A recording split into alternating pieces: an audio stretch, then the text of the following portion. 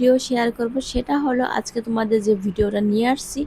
আমরা যাচ্ছি আজকে বরিশালে, দক্ষিণবঙ্গ চলে যাচ্ছি। তো আজকের যে ভিডিওটা শেয়ার করব, কথায় আছে নারের টানে যাচ্ছি ভাই, এখন আর কি করা যায়।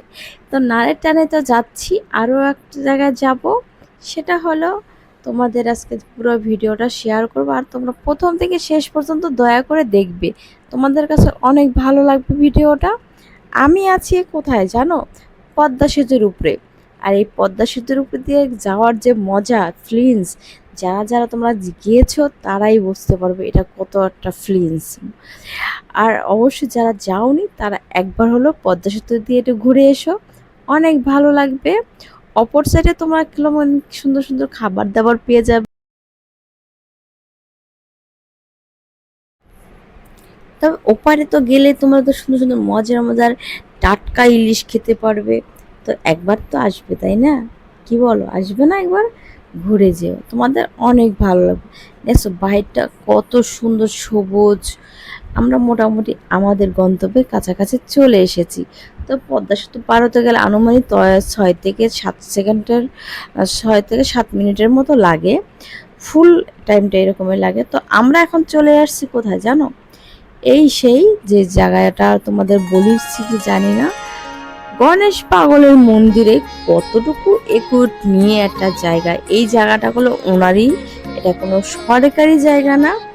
ওনার এত ভক্তের, যারা এত ওনাকে ভালোবাসে, তাদের কোনো অনেক অনেক অবদান দেখে তখন এই জায়গাটা দিয়েছে। সবাই এখানে আসতে পারে, মেলার অনেক কিছু কিনতে পাওয়া যায়, জামা কাপড় থেকে শুরু করে সমস্ত কিছু, হাঁড়ি পাতিল সব কিছু বিক্রি হয় এখানে। তো আমি তোমাদের কতটুকু দেখাতে পারবো জানি না, দুপুরবেলা হয়ে গেছে, তো তোমার অনেক রৌদ্রের তাপ, ভালো লাগতেছে না, যেহেতু একটা জার্নিটা হয়ে গেছে। যদি আমি এখানে পুরো ভিডিওটা দিতে পারতাম, থাকে তোমাদের ভিডিওটা দিতে পারতাম। তবে তো কিছু করার নাই, সকালবেলা রওনা করতে করতে আমাদের গাড়ি পেতে একটু লেট হয়ে গেছিলো, তার জন্য এত বেলা হয়ে গেছে। তো আশা করে যাই তোমাদের যেটুকু শেয়ার করবো তোমাদের অনেক ভালো লাগবে। তো দেখতে থাকো, তোমাদের কাছে ভালো লাগবে। তো যারা আমার প্রথম ভিডিও দেখতেছে অবশ্যই আমাকে নতুন বন্ধু হলে সাবস্ক্রাইব করতে ভুলবে না। আর যারা আমার পুরনো বন্ধুরা আছে অবশ্যই আমাকে লাইক কমেন্ট শেয়ার করে দিও। আর প্রথম থেকে শেষ পর্যন্ত দয়া করে প্লিজ প্লিজ দেখবে। এখন হচ্ছে এই গল্প, এই গণেশ পাগলের মন্দিরটা হলো ওনার, ওনাকে ধার্মিক ছিল অনেক উনি। আর ধার্মিক মানুষরা তো একটু পাগলাও হয়, তাই না? পাগল না হলে কি আর ঈশ্বরকে ডাকা যায়? পাগল হলেই তো ঈশ্বরকে পাওয়া যায়। তো সেটাই হয়েছে ওনার একটা, ওনার মন্দিরটা হয়েছে তোমার তীর্থ, আমরা যে স্থানে তীর্থ করতে যাই এমনই এখানে একটা আসার মতো। এখানে দলে দলে তীর্থর মতো করে কৃষ্ণ নাম নিয়ে আসে। তো আমি এখানে সাইডের মন্দিরে আমি পুরোটা ঘুরতে পারবো কিনা জানি না, সামনে বলে অনেক লোকের ঢল। তো যেটুকু পারি তোমাদের আমি ভিডিওটা শেয়ার করি। আর এটা হলো আষাঢ় জ্যৈষ্ঠ মাসে বেশিরভাগ এটা অনুষ্ঠানটা হয়, 1 সপ্তাহের মতো থাকে মেলাটা। আর হলো পৌষ মাসে একবার মনে হয়, এরকম বছরে 2বার হয় পুজোটা। আর দেখতে পাচ্ছ সাইডে তোমাদের দেখালাম যে অনেকগুলো মন্দির, এক একটা জায়গা জায়গা থেকে মন্দির, এত মানুষের তো সম্ভব না এক জায়গায়, তাই জন্য ওনার জায়গা অনেকগুলো মন্দির আছে। তো আমরা এখন আমাদের যে বোন, আমার বোনকে তো আমরা হারিয়ে ফেলেছি, তো বোনকে তো খুঁজতে হবে। তো বেচারা খুঁজতে থাকছে তার শালিকে। তো আমরা তো একজন তো চিন্তা করার লোক আছে, আর আমি একটু ভিডিও শেয়ার করি, যতই হোক রোদের তাপমাত্রা ভালো লাগতেছে আমার কাছে তারপরও। এখন কথা হলো এখানের মন্দির কোথায় কোথায় কি কি আমরা ভালো করে চিনি না। একটা চেনা জানা মানুষ থাকা আর অচেনা মানুষ একটা স্থানে যাওয়া অন্যরকম ব্যাপার। আমার বোন ভালো করে চেনে, আমার বোনটা, আমরা ভালো করে এখানে চিনি না, কেন ফার্স্ট এসেছি তো, তার জন্য একটু সমস্যা হচ্ছে। তো আশা করি যাই আমরা ওখান থেকে পাতালপুরি মন্দির যাব।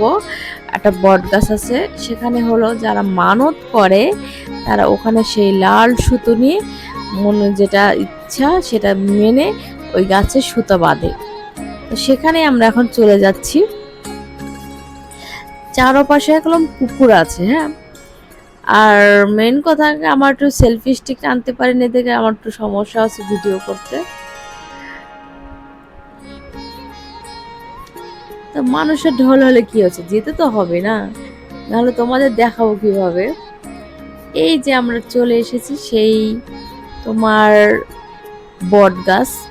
এই বট গাছে সবাই সুতো বাঁধে, যার যেটা মানত করে। আর আমিও বাঁধবো অবশ্যই, যদি একটা মনোবাসনা পূর্ণ হয়ে যায়।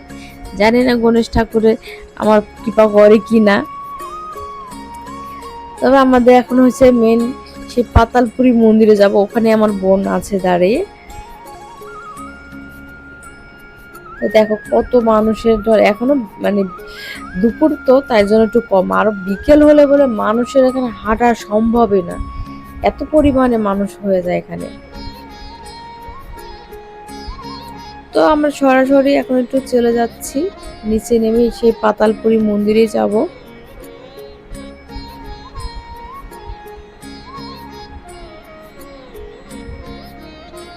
তোমাদের একটু সাইডে দেখাবো আমি, দাঁড়াও। বাপরে বাপ, এত মানুষের ঢল, আমি বেরোই হইতে পারছি না।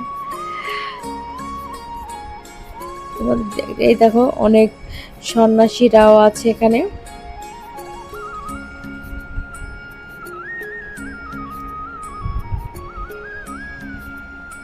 একটু পেলাম সুযোগ, এখন আমরা চলে যাচ্ছি সেই ওই দেখো লাল পাতালপুরি মন্দিরটা দেখা যাচ্ছে। আর এই দেখো জায়গা জায়গায় করলাম পুকুর, এই পুকুরগুলো ওনাদের সেই গণেশ ঠাকুরের নামে এই মন্দির সব জায়গাটা দিয়ে দিয়েছে।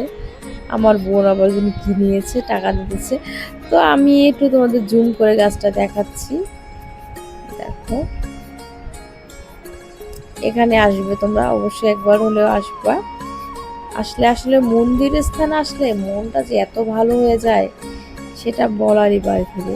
তো দেখো কত সুন্দর, কতখানি জায়গা নিয়ে মন্দিরটা, আমার এটাই বেশি ভালো লেগেছে যে এতখানি জায়গাটা সরকারি না, তাহলে তার কত জমি ছিল, কতটুকু দিল বড় হলে এরকম হতে পারে।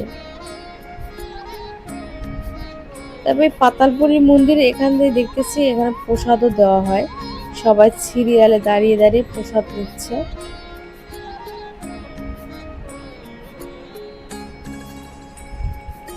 দুপুরবেলার প্রসাদ দেওয়া হচ্ছে।